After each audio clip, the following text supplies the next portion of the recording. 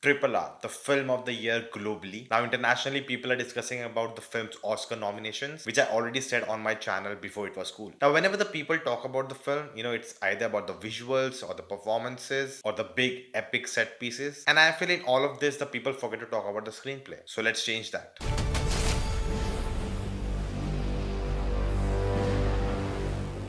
Hello guys, I'm Mona Prince, and in this video I'm going to break down the screenplay structure of Triple R and see how S.S. Rajamouli tells this story. Now the film begins with the first chapter, the story, which is used to establish the villains and their atrocities and how that event will bring our heroes together. After which we get fire and water, the introduction scenes of both our heroes. And if you observe it closely, you will see that both the introduction scenes, there are no dialogues for the characters. It is pure action and the motivations of the characters are so clear. And because of that, there's an instant connection with the audience. Now Ram faces thousands men, and it may look heroic, but it's actually not. Because if you notice, by the end of that sequence, the background music, it feels sad because what's happening on screen is sad that he's hitting his own countrymen. The film is not treating the scene as see what a hero can do. He's amazing. It's definitely setting up what Ram can do and the lens he'll go to achieve what he wants. But what's happening in front of us is tragic. Now, before Bhim's introduction, we get a quick setup about him. Who is he? He's a shepherd. He belongs to the Gond tribe. They'll always stay together. They'll take the suffering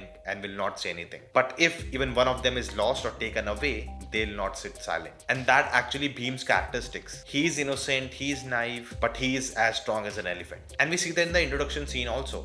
He's there to catch the wolf. But in that process, a tiger shows up, and you can see on his face he's scared too. This was not planned. And at the end of it, when he's able to capture it, again the music turns sad, and he says sorry to the tiger because I'm using you. And actually, same thing applies for Ram also. He also wants to say sorry to his countrymen for what he did. He's using them, but the position he is in, he cannot say it. And that's how the film makes clear distinctions between both the characters and their situations. And both of their introduction scenes end with failure or doubt. For Ram, he didn't get promoted, and for Bhim, he's in doubt. Is Malli even alive? Will be able to fulfill a promise? But both have to keep at their mission, their goal. Now, with just the introduction scenes of both the characters, the film establishes the characters, what they want, what are their motivations, and they've already failed. Now comes a glimmer of hope for both of them. Ram gets the opportunity to become a special officer, and for Bhim, he gets to know about Jenny, who he can befriend and get into the palace. But for both of them, it's not easy. Now, half an hour into the film comes the exciting incident. Ram loses the only lead he got, and for Bhim, because Lachu got away, he knows that the police is after them, and they may not fulfill the promise of bringing Malli back. And as we hear the sound of the train coming,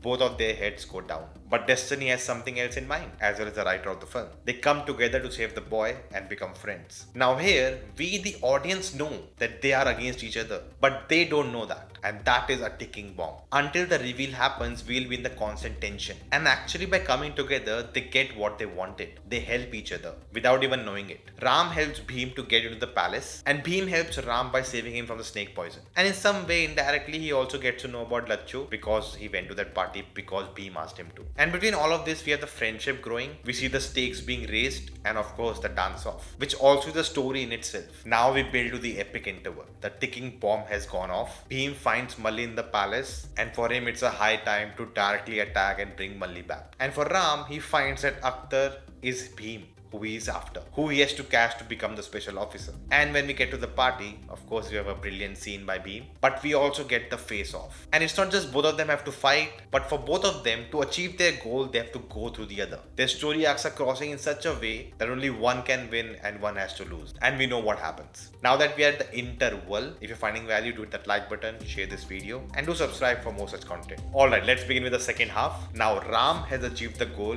but by sacrificing Bhim. But we still don't know the why he wants to become special officer. And then we get into the backstory. We learn the why, the promise he made to his father. And Ram believes that Bhim's sacrifice is for the greater good. But now when we get to the flogging scene and the Kumram Bhimro song, Bhim challenges Ram's why by showing him that just by a song, he can motivate the people and make them into weapons. And that's where Ram realizes that Bhim's sacrifice is not worth his why, his promise. So now his goal has changed, which is to save Malli and Bhim. And throughout this, the film is constantly building up the villains and their atrocities, which we see in the backstory as well as in the flogging scene. So there is no resting time in this film. Now due to Ram, Bhim and Malli are free, but he's captured and now he is the sacrifice. But for Bhim's perspective, he has achieved his goal, which was to save save Malli. And if you see at this point, the character arcs for both of them are finished. They are done. They have achieved their individual goals. What both of them wanted initially, they got it, but Ram chose to sacrifice his mission and make Bhim and Malli his mission. And here, the ultimate arc of the film begins, the build up to the climax. Now Bhim is on the run, he still has to take Malli safely to the tribe, and there comes Sita, through which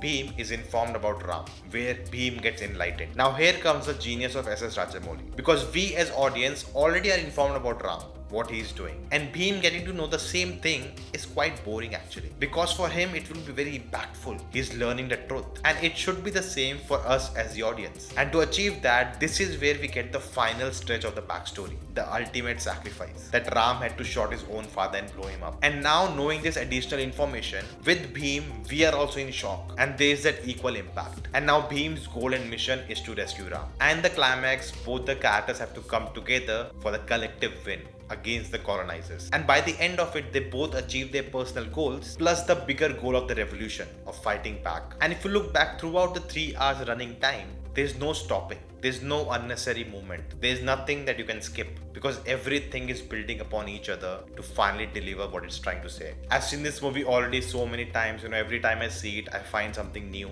There are so many amazing breakdowns out there, breaking down different things. And there's yet so much to explore in a film like this. And that's what makes it a great film. If you like this video, check out my other video where I recommend films that you should watch if you really enjoyed RRR. If you like this, like, share, subscribe, and I'll see you next time.